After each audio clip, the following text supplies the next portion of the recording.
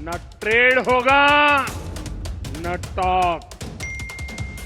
अगर बात होगी तो सिर्फ पाकिस्तान के कब्जे वाले कश्मीर की, पीओके की। भारतीयों के खून से खेलना पाकिस्तान को महंगा पड़ेगा। If you take a look at what we just did with Pakistan and India, we settled that whole thing, and I think I settled it through trade. We're doing a big deal with India. We're doing a big deal with Pakistan, and I said, "What are you guys doing?" You know, somebody had to be the last one to shoot, but the shooting was getting worse and worse, bigger and bigger, deeper and deeper into the countries, and we spoke to them, and I think I hate to say we got it settled, and then 2 days later, something happens, and they say it's Trump's fault, but Pakistan has got some excellent people and some really good, a great leader. And India is my friend, Modi. And he's a mutual friend. Yeah, he's a great guy. And I called them both, and we just did something.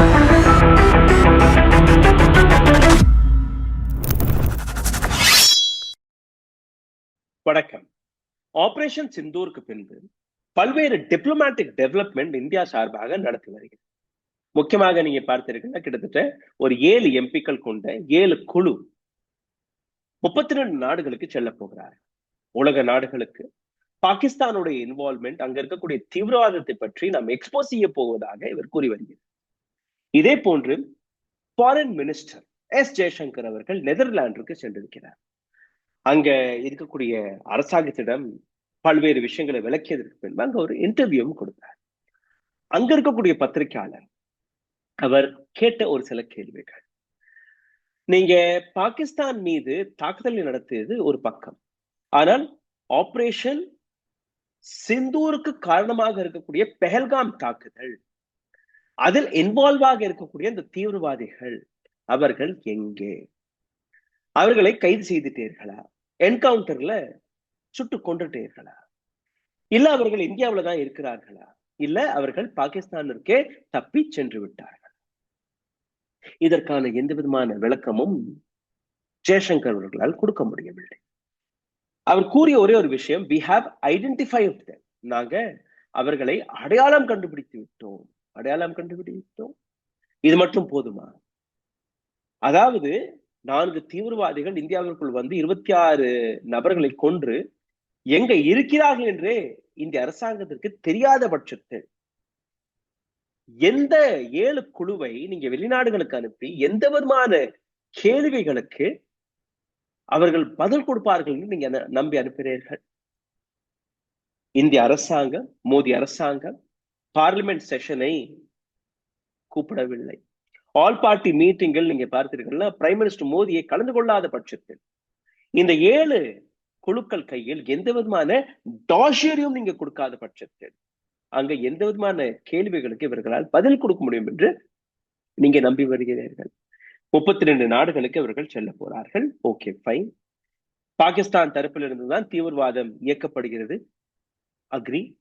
But டாஷியர், அதாவது இந்த 7 குழுக்கள் அனைத்து நபர்களுடைய பதில், இந்தியாவுடைய stand என்ன, இந்தியாவுடைய நிலைப்பாடு என்ன, எதற்காக பாகிஸ்தான் மீது நாம் இந்த அளவில் ஒரு டிப்ளமேட்டிக் ஸ்டாண்ட் எடுத்து வைக்கிறோம் என்கிற அந்த விஷயத்தை எப்படி நீங்க எஸ்டாப்ளிஷ் செய்ய போறீர்கள்? இன்னொரு பக்கம் பிரைம் மினிஸ்டர் மோடி ஆபரேஷன் சிந்தூரை பத்தி அதம்பூர் ஏர்பேஸ் அல்ல இந்த பீகானேர்ல பேசும்போது நீங்க பார்த்தீர்கள்னா he had openly used military, Indian army for his political benefit, for his election campaign, public rallyல our establish செய்தார். எங்களாலதான் என்னாலதான் என்ன சொல்லி ஒரு சில இடங்கள் நீங்க பார்த்தீர்கள்னா பிரைம் மினிஸ்டர் மோடியோடைய அந்த அட்டைப்படங்கள்லாம் நீங்க பார்த்துருப்பீங்க. அப்படியே பிரைம் மினிஸ்டர் மோடி தான் பாகிஸ்தானுக்குள்ள போய் ஏர்கிராஃப்ட் எல்லாம் எடுத்துட்டு போய் அங்க ஏர் ஸ்ட்ரைக் செய்தார். ஆனால் எத்தனை ஏர் ஸ்ட்ரைக் நடத்தப்பட்டது, எவ்வளவு இந்தியாவிற்கு லாஸ் ஆனது, அந்த தீவிரவாதிகள் நீங்க என்ன செஞ்சீங்க, உலக நாடுகளுக்கு முன்பு எதை நம்ம எஸ்டாப்ளிஷ் பண்றோம், இது இந்தியா பாகிஸ்தானுக்கு நடுவே நடந்த போரா அல்ல இந்தியா கூறும்படி, ஏன்னா எங்கேயுமே இந்திய அரசாங்கம் இது இந்தியா பாகிஸ்தான் போர் என்று எஸ்டாப்ளிஷ் பண்ணல. நம்ம தீவிரவாத அமைப்புகள், தீவிரவாத கேம்புகள் மீது நடத்தக்கூடிய ஒரு ஒரு அட்டாக், ஒரு ஸ்ட்ராட்டஜிக் அட்டாக்னு தான் நம்ம கூறியிருக்கோம். அங்க இருக்கக்கூடிய மக்கள் மீது எந்த விதமான தாக்குதலும் கிடையாது. அங்க இருக்கக்கூடிய மிலிட்டரி பேஸ்ல எந்த விதமான தாக்குதலும் இந்தியா நடத்தவில்லை என்கிற விஷயத்தை தெளிவாக நாம் எடுத்து வைத்திருக்கிறோம். ஆனால் கோதி மீடியா, பிஜேபியில் இருக்கக்கூடிய பல்வேறு நபர்கள் இதை போர் போன்று எஸ்டாப்ளிஷ் செய்வதற்கான காரணம் என்ன? இந்த இடத்துல நீங்க பார்த்தீர்கள் ஒரு சில கேள்விகள் மிக முக்கியமாக இருக்கு. Whether the events with Pakistan were merely an operation or a war, மிக முக்கியமான கேள்வி. இந்தியா நடத்திய இந்த தாக்குதல் ஒரு ஆபரேஷன் மட்டும் தானா அல்ல இது Bora? If it was only an operation Sindoor, not a war, why the ceasefire mentioned as a ceasefire apply only to war, not for operation? அப்படி இது ஆபரேஷன் சிந்தூர் மட்டும் தானா, இல்ல இது போராக நீங்க பார்க்கவில்லை என்றால் எதற்காக நீங்க சீஸ்ஃபயர் அறிவித்தீர்கள்? சீஸ்ஃபயர் 2 நாடுகளுக்கு நடுவே நடக்கக்கூடிய அந்த போர், அப்போதான் இந்த சீஸ்ஃபயர். ஆபரேஷனுக்கு எதற்காக சீஸ்ஃபயர்ங்கிற விஷயம்? ஏன் நீங்க அமெரிக்காவை நீ எதிர்க்கவில்லை? அமெரிக்கா ட்ரம்ப் கூறிய போது, அதாவது நாங்க 2 நாடுகளுக்கு நடுவே நாங்க பேச்சுவார்த்தையை நடத்தி சீஸ்ஃபயர் அறிவித்து விட்டோம். This was not a ceasefire as per you. Why can't you reply to America that this wasn't a war? We were targeting only the terrorist camps in Pakistan. There is no point of ceasefire here. மூணாவது கேள்வி, whether there is truly no concrete evidence regarding the Pahalgam terrorist. Pahalgam terroristகளை பற்றி ஒரு கான்கிரீட்டான evidence India கையில் இல்லையாங்கிற கேள்வி. 2001 parliament attack, 2008 Mumbai attack, இந்த 2 தாக்குதலை நீங்க பார்த்தீர்கள்னா doctor மன்மோகன் சிங் அண்ட் அடல் பிஹாரி வாஜ்பாய் ஒவ்வொரு இன்சிடென்ட் நடக்கும்போது ஒவ்வொரு தலைவருமே பிரைம் மினிஸ்டராக இருந்த அந்த காலகட்டம். அப்போ நீங்க பார்த்தீர்கள்னா உலக நாடுகளுக்கு முன்பு இதே போன்ற டெலிகேஷன் அனுப்பப்பட்டது. அப்போ இந்திய அரசாங்கம் ஒவ்வொரு டாஷரை கொடுத்தார்கள்.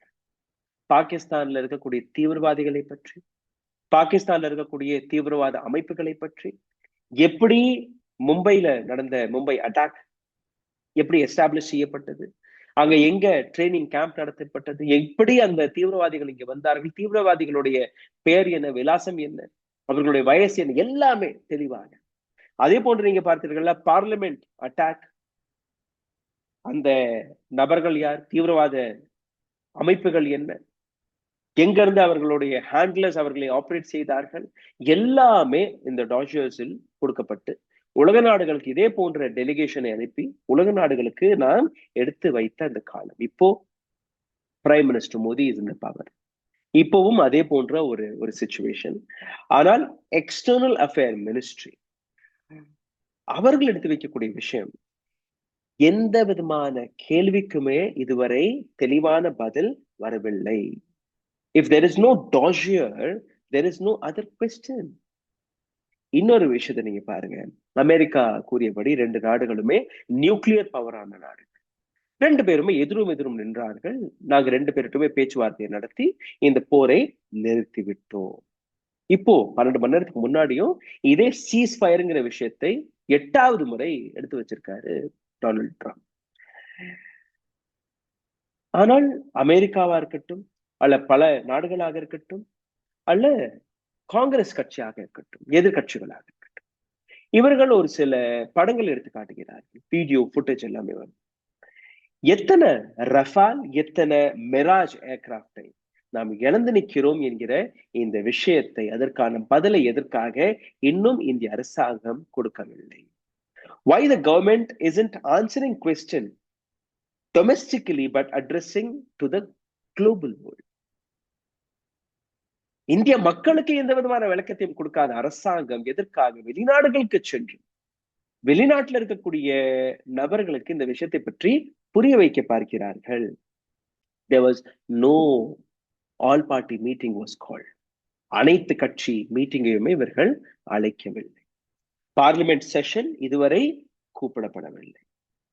அமெரிக்கன் பிரசிடென்ட் பல முறை எடுத்து வைக்கக்கூடிய விஷயம், நாங்க வந்து சீஸ்ஃபயரை நாங்க தான் அறிவித்தோம், 2 நாடுகளுக்கு நடுவே நாங்க தான் சமாதான பேச்சுவார்த்தை நடத்தினோம். அதே அடுத்த நிமிஷம் நீங்க பாருங்க, விக்ரம் மிஸ்ரி வெளியில வந்து his claim is incorrectனு சொல்றாரு. அப்படியெல்லாம் எதுவுமே நடக்கல. Kashmir is not an issue. The issue is POK. Kashmir பிரச்சனை கிடையாது, பாகிஸ்தான் ஆக்குபைட் காஷ்மீர் தான் இங்க பிரச்சனை. ஏன் இந்தியா அமெரிக்காவிற்கு பதில் கொடுக்கவில்லை? இதுல யாருமே சமாதானம் பேச முடியாது.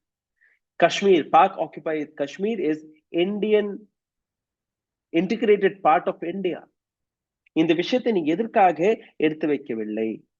2001 நடந்த தாக்குதலாக இருக்கட்டும், பார்லிமெண்ட், 2008 நடந்த தாக்குதல், மும்பை அட்டாக், இதற்கான எவிடன்சஸ்கள் ஒரு டாஷர் வழியாக இங்க இருந்து போன டெலிகேட்ஸ்க்கு எல்லாருக்குமே நம்ம கொடுத்து அனுப்பியிருந்தோம். அதாவது இந்தியாவுடைய ஸ்டாண்ட் இப்படித்தான்.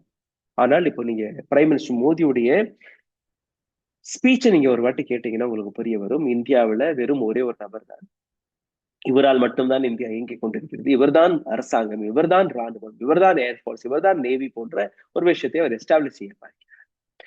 Our delegation will go to the worldwide and expose Pakistan. நாங்க அனுப்பக்கூடிய இந்த 7 குழுக்கள் பாகிஸ்தானை உலக நாடுகளுக்கு முன்பு எக்ஸ்போஸ் செய்ய போறார்கள். The delegation reached Abu Dhabi, first delegation. அதற்கான ஒரு குரூப் போட்டோஸ் எல்லாம் இப்ப வெளியில வந்திருக்கு. அபுதாபிக்கு போய் அங்க இருக்கக்கூடிய மினிஸ்டர்ஸ்களுக்கு, அங்க இருக்கிற அரசாங்கத்திற்கு பாகிஸ்தானை பற்றின பல்வேறு விஷயங்களை அவர்கள் எடுத்து வைக்க போறாங்க. சிவசேனா எம்பி ஸ்ரீகாந்த் ஷிண்டே இதோடைய தலைமையில், இவருடைய தலைமையில் தான் இந்த என்டையர் டெலிகேஷன் அங்க போயிருக்கு. ஆனால் அமெரிக்காவுடைய ரெபிட்டேட்டிவ் கன்சர்ன்ஸ் அண்ட் இஷ்யூஸ் நீங்க பார்த்தீர்கள்னா, prime minister Modi operation Sindoor, operation சிந்தூரை எப்படி பொலிட்டிக்கல் நெரட்டிவாக மாற்றி விட்டார். ஆனால் இன்னொரு பக்கம் டொனால்ட் ட்ரம்ப் பேசுவது, நாங்க வந்து 2 நாடுகளுக்குமே ஒரு ஆஃபரை கொடுத்தோம். இந்த ஆஃபர் என்ன? நாங்க ட்ரேட் செய்யலாம், இந்த போரெல்லாம் நீங்க நிறுத்திடுங்க. First of all, India has to clear whether it was war or it was an operation. எங்கேயுமே இந்தியன் கவர்மெண்ட் இதை வந்து ஒரு போராகவே அறிவிக்காத பட்சத்தில் எப்படி அந்த சீஸ்ஃபயர்ங்கிற விஷயத்த நீங்க பேசலாம்ங்கிற விஷயமே வரணுமே.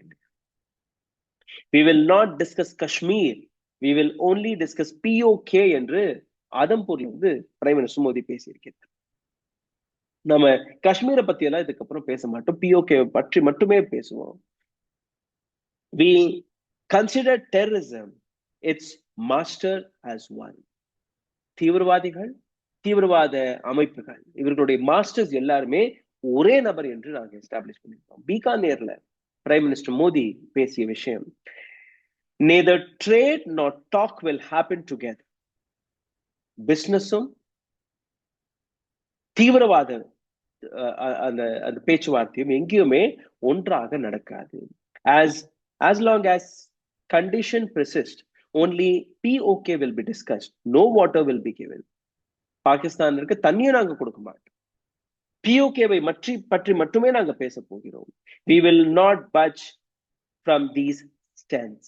இந்த விஷயத்தை தாண்டி வேற எதுவுமே நம்ம பேச மாட்டோம்னு பிரைம் மினிஸ்டர் மோடி பேசுறார். ஆனால் அதே விஷயத்தை நீங்க பார்த்தீர்கள், how did you agree America ceasefire? உங்களுடைய ஸ்டேட்மெண்ட்ல இருந்து நீங்க மாறுறீங்க இல்லையா? ஒரு பக்கம் பிரைம் மினிஸ்டர் மோடி கூறுவது, நாங்க எந்த விதமான ட்ரேடை பற்றியும் பேச மாட்டோம். இன்னொரு பக்கம் அமெரிக்கா ட்ரேட் செய்யலாம் வாங்க, 2 பேருமே நீங்க சமாதானமா போகணும்னு பேசும்போது, அப்ப இதுவும் ட்ரேட் தானே. இப்ப உங்களுடைய டபுள் ஸ்டாண்டர்ட். பீகானேர் ஒரு பக்கம்னா பிரசிடென்ட் டொனால்ட் ட்ரம்ப் பேசியது வாஷிங்டன் டிசில இருந்து.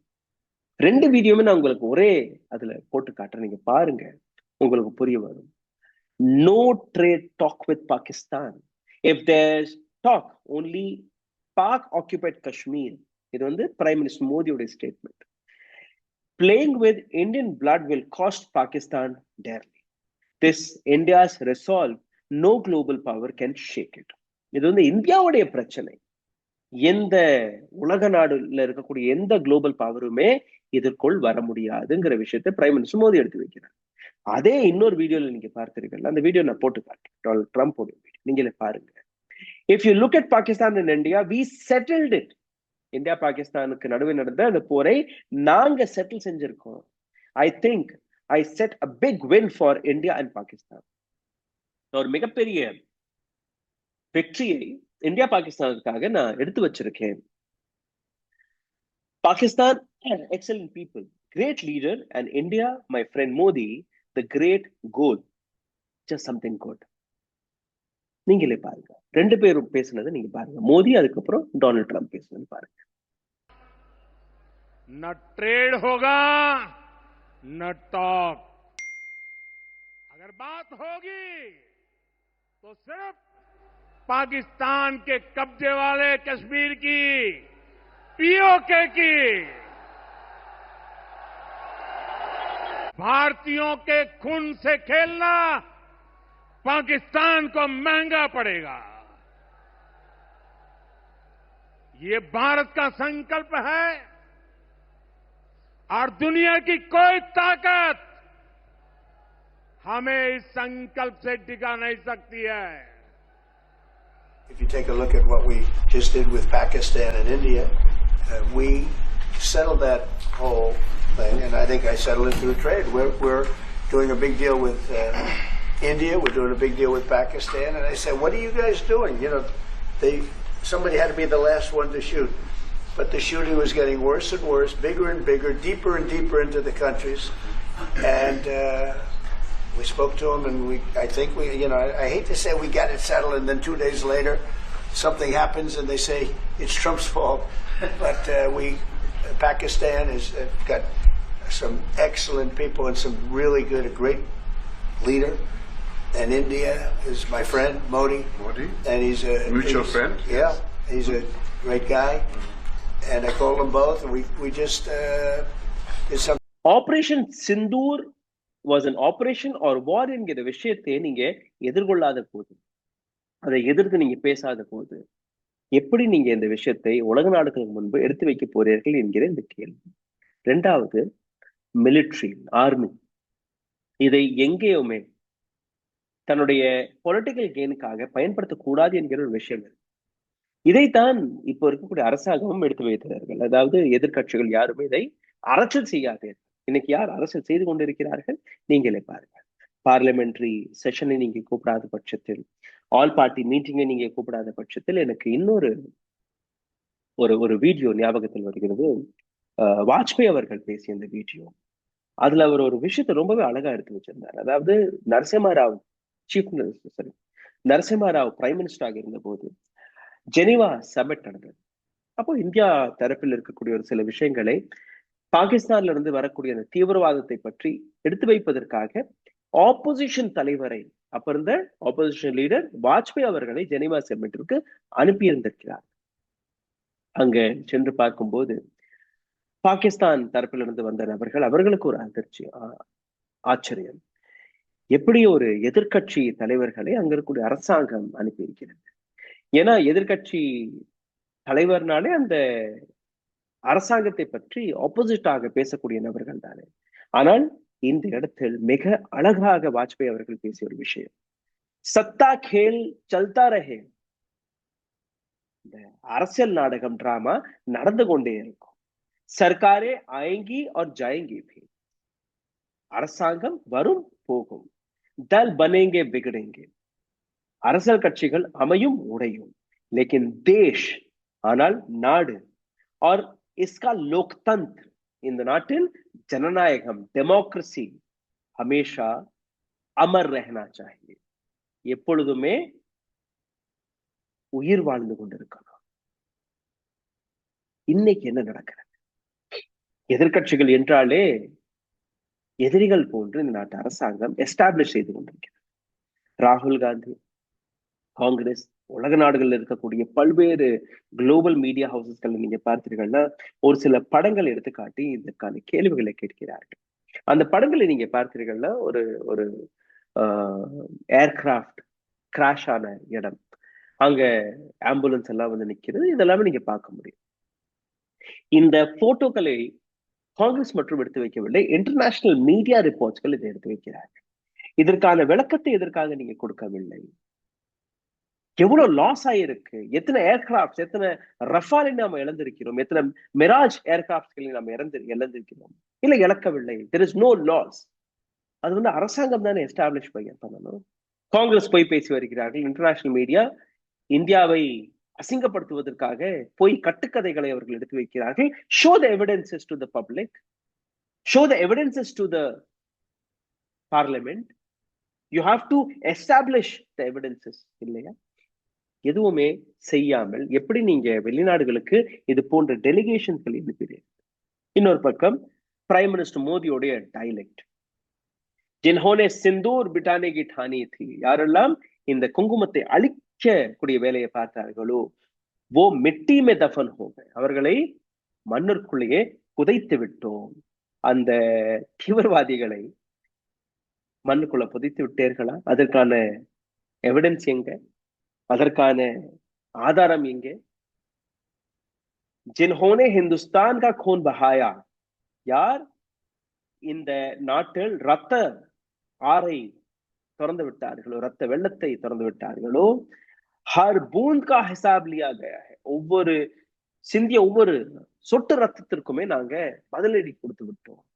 The simple question is, yes, தீவிரவாதம் அங்கிருந்து கிளம்புது. 9 தீவிரவாத கேம்புகளை நாம் அழிச்சிருக்கோம். 100க்கும் மேற்பட்ட தீவிரவாதிகளை நாம் கொண்டிருக்கிறோம். Brilliant work done by Indian side. ஆனால் வாட் அபவுட் தோஸ் டெரரிஸ்ட்? என் உடம்பில் ஊறக்கூடிய ரத்தம், அந்த ரத்த குழாயில் குங்குமம் ஃப்ளோட் ஆகி கொண்டிருக்கிறது, மிதந்து கொண்டிருக்கிறது என்கிற ஒரு டயலாக் எல்லாம் பிரைம் மினிஸ்டர் மோடி எடுத்து வைக்கிறார். அப்போ உள்ள அரசாங்கங்கள் வேற, இப்ப இருக்கக்கூடிய அரசாங்கம் வேற, நான் வேற. அதாவது இதற்கு முன்னாடி இருக்கக்கூடிய வாஜ்பாய் வேற, டாக்டர் மன்மோகன் சிங், நரசிம்ஹா ராவ், ராஜீவ் காந்தி, இந்திரா காந்தி, எல்லாமே அவர்களுடைய ஸ்டாண்ட் வேற, என்னுடைய ஸ்டாண்ட் வேற. 1948ல இருந்து தொடங்கி 65, 71, 1999 இப்பெல்லாம் நடந்த போர்களில் India had established lot of evidences. உலக நாடுகளுக்கு முன்பு எடுத்து வைத்த பல்வேறு விஷயங்களை நாம் எடுத்து வைக்கும் போது உங்களுக்கு புரிய வரும் எந்த அளவில் இந்தியா பாகிஸ்தானுக்கு எதிராக இருக்கக்கூடிய அந்த ப்ரூஃப்ஸ்களை எடுத்து வைத்தோம் என்று. ஆனால் where is the doctrine here? Where is the proof here? What India is keeping? நிச்சயமாக நீங்க பார்த்தீர்களா, இந்தியா சைட்ல எடுத்து வைத்த விஷயம், இந்திய ராணுவம் அவர்கள் நடத்திய தாக்குதல், அங்க ஏற்பட்ட நஷ்டம், அங்க இருக்கக்கூடிய தீவிரவாத அமைப்புகள் ரொம்பவே தெளிவாக நாம் எடுத்து வைத்திருக்கிறோம். But what Modi is talking in his rallies, what Modi is trying to get benefit out of it, அதை நம்ம இன்னைக்கு புரிஞ்சுக்கணும். அவர் பேசக்கூடிய ஒரு உரையம் நீங்க கேட்டீர்களா, உங்களுக்கு புரிய வரும். Now the mother India servant, நான் வந்து இந்த தாய் நாட்டுடைய சேவகன் என்று அவர் எடுத்து வைக்கிறார். பல இடங்கள்ல நீங்க பார்த்தீர்களா, பிரைம் மினிஸ்டர் மோடி அந்த ராணுவ உடையில எல்லாம் நீங்க பார்த்திருப்பேன். அதாவது மோடி கா திமாக் ठंडा है, மோடியுடைய மூளை இப்போ அமைதியாக இருக்கு, என்ன வெறுப்பேத்தாதீர்கள், என்னுடைய வெறிய தூண்டாதீர்கள், இல்லைன்னா அழிஞ்சு போவேன், இது போன்ற dialogue. But where is he talking all of this? Why he didn't attended the all-party meeting? Why he didn't organize for a parliament session, special parliament session on this? இந்திய மக்களுக்கு எடுத்து வைக்கக்கூடிய விஷயங்கள் முதல்ல நீங்க அட்ரஸ் பண்றதை விட்டு நீங்க வெளிநாடுகளுக்கு டெலிகேஷன்ஸ்களை அனுப்பி என்ன சாதிக்க போறீர்கள் என்கிற இந்த கேள்வி. Defence minister Rajnath Singh, home minister Amit Shah, prime minister Modi, இவர்கள் எல்லாமே எடுத்து வைக்கக்கூடிய ஒரு சில விஷயங்கள். அதை தாண்டி அமெரிக்கன் பிரசிடென்ட் எடுத்து வைக்கக்கூடிய விஷயம், பிரைம் மினிஸ்டர் மோடி அதம்பூர் ஏர்பேஸ்ல இருந்து, பீகானேர் ஏர்பேஸ்ல இருந்து அவர் பேசிய விஷயம், we don't fear for atom bomb. Donald Trump atom பாம்பை பற்றி எல்லாம் பேசியிருந்தார் தன்னுடைய உரையில். அந்த நியூக்ளியர் பாம், 2 நாடுகள் மீது நியூக்ளியர் பவர் கொண்ட நாடுகள், 2 நாடுகளுமே ஒரு எதிர நிக்கிறாங்க, எப்ப வேணாலும் ஒரு நியூக்ளியர் போர் வெடித்திருக்கும். நான் அதனாலதான் நான் நடுவுல வந்து சமாதான பேச்சுவார்த்தை நடத்தி இந்த 2 நாடுகளுக்கு ட்ரேட் ஆஃபர் எல்லாம் கொடுத்து இந்த போரை நான் நிறுத்தி விட்டேன். No one should attempt blackmailing us. Prime minister மோடியோடைய வார்த்தை. 3வது முறை கூறியிருக்கார். இந்த ஆட்டம் பாம் எல்லாம் காட்டி எங்களை பயமுறுத்த எல்லாம் தேவையில்லை. Why can't you establish the same thing to your own friend? Mr. Trump, you're lying. Don't do that. நீங்க எந்த விதமான பேச்சுவார்த்தையும் நடத்தவில்லை. இது வந்து இந்தியாவுடைய ஸ்டாண்ட் அங்க இருக்கக்கூடிய தீவிரவாத அமைப்புகளை அழிப்பது மட்டும்தான். Why can't you establish this? நாங்க ட்ரேடருக்காக இந்த சீஸ்ஃபயர் நடத்தவில்லை, நாங்க தான் ஆபரேஷன் தான் நடத்தியிருக்கோம், நாங்க போரே தொடங்கவில்லையே என்கிற இந்த விஷயத்தை எதற்காக நீங்க எடுத்து வைக்கவில்லை? இது எல்லாம் தான் இன்னைக்கு ஒரு மிகப்பெரிய கேள்வியாக பார்க்கப்படுகிறது. 12 ஏர்போர்ட்ஸ்கள், காஷ்மீர், ராஜஸ்தான், பஞ்சாப், குஜராத், இது போன்ற ஏர்போர்ட்களை நாம் இன்னைக்கும் ஹை அலர்ட்டில் வைத்திருக்கிறோம். டர்க்கி, அர்ஜேபியான், சைனா மிகப்பெரிய அளவில் ஓப்பனாக பாகிஸ்தானுக்கு சப்போர்ட்டில் வந்து நிற்கிறார். அமெரிக்காவை நீங்க பார்த்தீர்கள்னா இன்டர்வேஷன் என்கிற பெயர்ல பாகிஸ்தானையும் ஒரு ஹீரோவாக தான் எடுத்து காட்டுகிறது ஒழிய பாகிஸ்தான் செய்த தவறை அவர்கள் எடுத்து காட்டவில்லை. இதே போன்ற கேள்விகள் இந்தோனேஷியா, மலேசியா போன்ற நாடுகளுக்கும் எடுத்து வரும். அவர்களும் இந்தியா பக்கம் நிற்கிறார்களா இல்ல பாகிஸ்தானிற்கு ஆதரவு கொடுக்கிறார்கள் என்கிற அந்த விஷயம். 7 மேஜர் குளோபல் ஆர்கனைசேஷன் அவர்களுடைய சப்போர்ட் எந்த பக்கம்? பிரைம் மினிஸ்டர் மோடி இதை பற்றி எல்லாம் பேசாம என் உடம்புல வந்து ரத்தத்துக்கு பதிலாக சிந்தூர் ஓடிக்கொண்டிருக்கிறது, நாங்க பாகிஸ்தானுடன் எந்த விதமான ட்ரேடும் செய்ய மாட்டோம், தண்ணியும் கொடுக்க மாட்டோம், முதல்ல நீங்க பிஓகேவை பற்றி பேச டேபிளுக்கு வாங்குங்கிற விஷயத்தான் நாங்க பேச போறோம்ங்கிற விஷயத்தை பிரைம் மினிஸ்டர் மோடி பேசும்போது, இது வந்து ஒரு ஆபரேஷன் என்று இந்தியா அரசாங்கம் எடுத்து வைக்கும் போது டொனால்ட் ட்ரம்ப் எப்படி நீங்க சீஸ்ஃபயரை அறிவிக்கலாம், உங்களுக்கும் இதற்கும் என்ன சம்பந்தம், காஷ்மீர் பிரச்சனையில் நீங்க எப்படி குதிக்கலாம், Kashmir is an integrated part of India என்கிற விஷயத்தை எதற்காக நாம் எஸ்டாப்ளிஷ் செய்ய மறுக்கிறோம்? பிரைம் மினிஸ்டர் மோடி தன்னுடைய அரசியல் லாபத்திற்காக எப்படி அந்த இராணுவத்தை பயன்படுத்துகிறார் என்கிற இந்த கேள்வியுடன் விடைபெறுகிறேன். நன்றி, வணக்கம். ஊடகம் கார்ப்பரேட் அரசியல்வாதிகளின் கைப்பாவையாக அடிமைகளாக இருந்தது போதும், இனி சாட்டை எடுத்து சுழற்றும் நேரம் வந்துவிட்டது. ஊடகம் பொதுமக்களாகிய உங்களுக்காக, உங்களாலேயே இயக்கப்பட வேண்டும். ஊடக சுதந்திரத்திற்காக உங்களின் பங்களிப்பை இன்றே அளித்திடுங்கள்.